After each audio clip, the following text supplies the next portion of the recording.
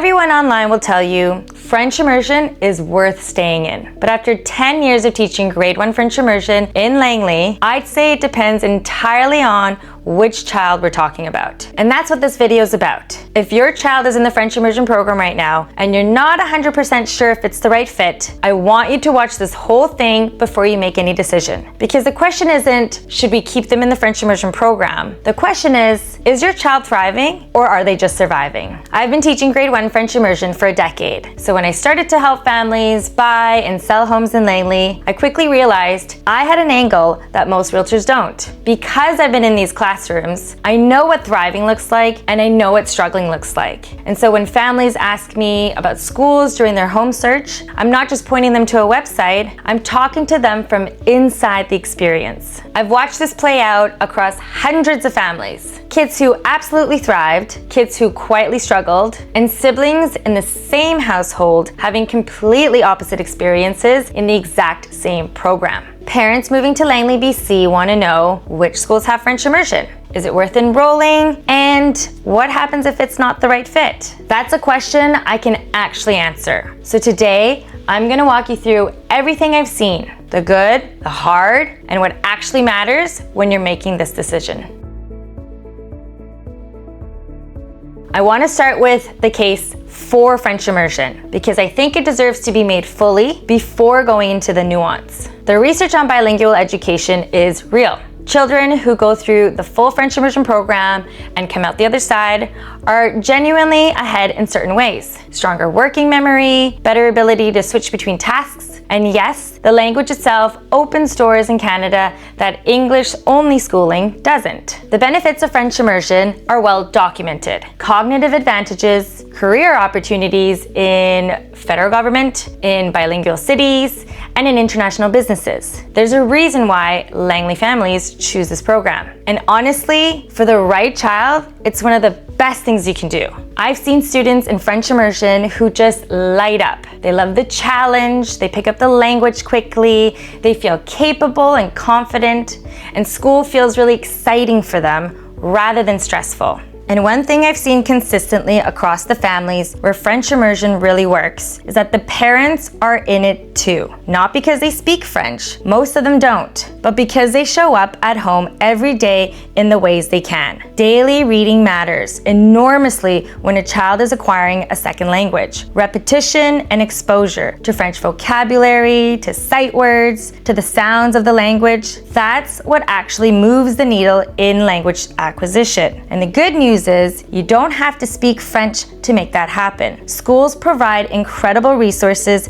to support this at home. Programs like Je lis littératie, a French literacy reading program, gives families a structured way to build reading habits even without a French-speaking parent at home. And platforms like Lalilo, an interactive phonics and phonemic awareness program built like a game, mean your child can be building their French foundations in a way that actually holds their attention. These tools exist because the schools know what happens after 3 o'clock matters just as much as what happens in the classroom. French immersion isn't a drop-off program. It's a partnership. And the families who treat it that way, who build those daily habits early, especially in kindergarten and grade 1, those are the kids I see thriving. So if you're committed to that partnership and your child is responding to it, you're definitely in the right place. Keep going. But if you're doing all of that, you're showing up every night, doing the readings, using the programs, and it's still a battle every single day, that's when I'd start asking different questions. This video is for families where something feels a little off, and there's more of you than you think. Here's what nobody connects for parents, and this is the piece that changed how I saw this entirely. When French immersion is working, the language fades into the background. Your child is learning to read, build sounds, pick up new words, and it feels exciting for them, natural, like a game they want to keep playing. But when it's not working, and when the language is a barrier, something shifts. every activity costs way more energy than it should. Practicing sight words becomes a battle, reading time becomes stressful instead of fun, and listening to French stories that should only take about 10 minutes becomes a whole ordeal. And I see this from the beginning. As I've mentioned, I've been teaching for the past decade, and I've only taught grade 1. So I've been watching kids at the entry point, before coping strategies kick in, before they've learned to hide the struggle. I see which kids light up when a new word or new sound clicks, but I also see which kids work twice as hard just to keep up. Because here's what gets missed in grade 1. The homework isn't just worksheets, it's sight words, it's decoding sounds, it's expanding French vocabulary, it's reading together every night, or listening to French stories before bed. These are things that should feel light, playful even. When they don't, when every single one of those things is a fight, that's information. And what I've learned from talking to parents over the years is that the kids who are struggling in grade 1 don't always just grow out of it. That pattern tends to follow them. It doesn't resolve on its own. Parents will say, let's give it one more year. And sometimes that's exactly the right call. But sometimes waiting means a child spends 2 or 3 more years quietly building a story about themselves that isn't true, that they're bad at school, that they're not as smart as the other kids, when really the fit was just off from the start. And over time, that starts to look like a confidence problem, a motivation problem, a learning problem, when really it's a fit problem. So the signs that French immersion might not be the right fit aren't always a failing grade. It might look like your child dreading school on Sunday nights. Sight word practice turns into tears regularly. French reading time is like pulling teeth and drags on longer than it should. Or you just feeling like every night is a rescue mission just to get through the basics. Those are all signals, and they matter. There's another piece I want to talk about, and it's one that doesn't come up enough. If your child comes home speaking a language other than English, so if English is your child's third language, and you're enrolling them in French immersion, you need to sit with this question seriously. Are we asking this child to build a life in a third language before they have a foundation in either of the first two? Because here's a reality a lot of families don't realize until their child is already in the program. ELL support, so English Learning Language Support, is not available to students in French immersion. It's a choice program. And because kindergarten to grade 2 years are dedicated to building foundational literacy skills in French, students are not eligible for ELL support until grade 4. They used to be eligible in grade 3 because that's the year they have a dedicated English block, but it recently got changed. So from kindergarten to grade 3, a child who doesn't speak English is navigating school. Every interaction, every instruction, every friendship in a language where they don't speak at home without support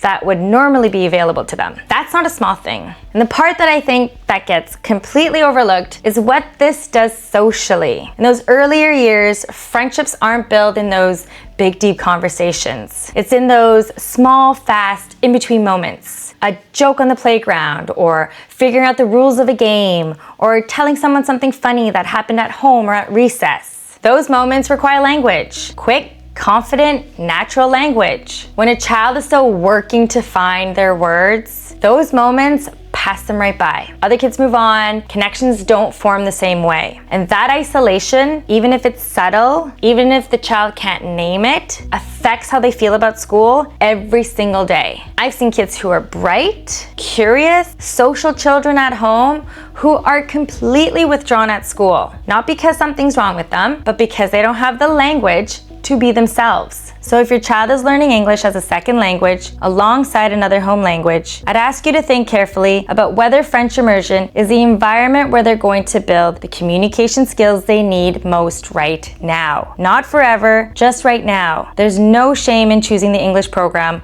while your child builds that foundation. That foundation is what makes everything else, including a second language, eventually actually possible. And if French immersion is still something your family values, it doesn't have to be now or never. Late French immersion is always an option. It starts in grade 6, and it's designed exactly for kids who are ready to take on a second language once they have a strong foundation underneath them. Some kids actually do better coming into the program later, because by then, they know who they are as learners. The language becomes the challenge, not the obstacle.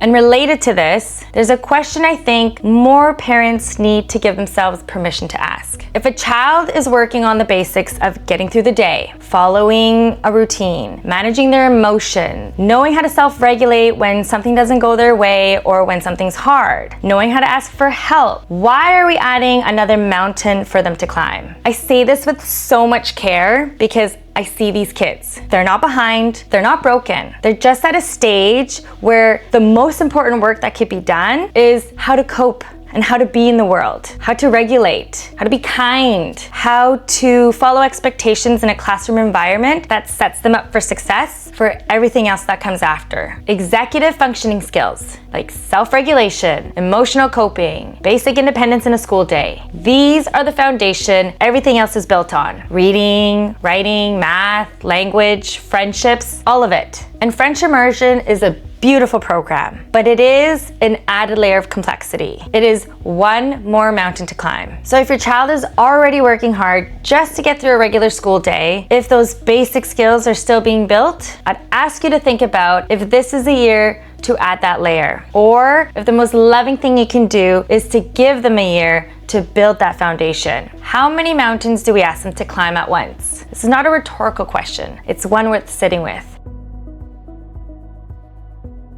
Now I want to tell you something I've seen play out more than once, because I think it removes the shame from this decision better than anything else I can say. I've seen it within the same family. 2 kids, sometimes 3, same parents, same home, same values around education, same support at home. One child absolutely thrives in French immersion. It clicks. They love it. The language comes naturally. They're engaged, they're confident. And years later, they're grateful they went through the program. The other child struggles, and every year, a little more. And when that family finally decides to make the switch to English, not because they've given up, but because they were paying attention to the signs, that child transforms. Grades come back up, confidence comes back, and school becomes something they want to go to again. Same program, same family, completely different child, completely different outcome. That's not failure. That's just 2 different kids that needed 2 different environments to do their best learning. And I share this story because I know for a lot of parents, pulling your child out of French immersion feels like you're closing a door, like you're taking something away from them. But what I've learned after a decade in these classrooms is this: leaving the French immersion program isn't closing a door. For some,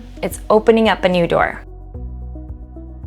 So how do you actually make this decision? Here's the filter I'd give any parent. Ask yourself these 3 questions. 1, is your child confident? Not just at school, but in themselves as a learner. Do they believe they're capable? Or have they defined themselves as being bad at school? 2, is the language still a barrier, or is it a vehicle? Meaning, is your child comprehending and starting to think in French, or does everything need to be translated? 3, are you catching them up at home more than once a week? Because if homework is a nightly rescue mission, that's not sustainable for them, and it's not sustainable for you. If you answer those questions and your child is doing well, amazing. Stay in the program. The program is working and it's right for your child. But if something rang true and you felt that recognition of, yeah, I'm seeing that in her house, then it might be time to have the conversation. Not as a failure, but as an act of paying attention to your child. And if you're switching from French immersion to the English program or to a different English school in Langley, know that the transition is usually smoother than parents fear. Most kids adjust quickly, and most parents say they wish they'd done it sooner. Now, if you're in Langley BC or you're moving to Langley and schools are a part of this decision, there is an extra layer to this conversation. French immersion in Langley is a choice program, which means even if you don't live in the school's catchment, you can still apply. The lottery system determines how spots are filled, and understanding how that works may change your school decision and your home search. I actually did a full episode breaking down exactly how the lottery system works. So how applications are submitted, how the spots are filled, what the timeline looks like, and what families need to know before they apply. So if that's something you want to understand before making any decisions, I'll link the episode below. It might be worth watching before assuming a school is or isn't available to you. What I will say here is this: Where you buy still matters. Living in catchment gives your child priority, but that's not the only path in, and knowing that obviously changes the conversation. If you're navigating schools right now as a part of a move, or you're just trying to figure out what the right fit looks like for next year, this is exactly the kind of thing I help families think through. I know the Langley schools, I know the programs, and I'm always happy to help you map it out. Drop a comment, send me a DM, or reach out using the link below. Let's explore Langley, where learning meets living.